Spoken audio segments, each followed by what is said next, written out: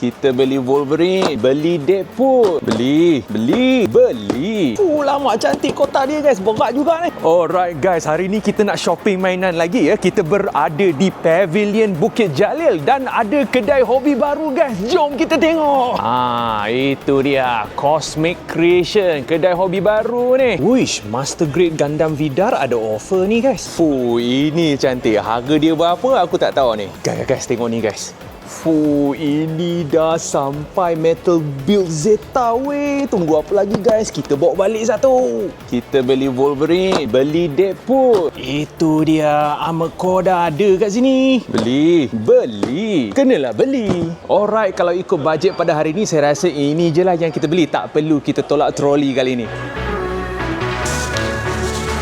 Alright, dah settle guys. Ni yang aku tak sabar nak tengok ni. Yang paling baru ni, Metal Build Zeta guys. Lama cantik kotak dia guys. Berat juga ni. Kita buka Inilah dia. Saya rasa yang dia punya body ada kat dalam ni lah kot. Kat dalam dia tu, dia punya buku manual pun.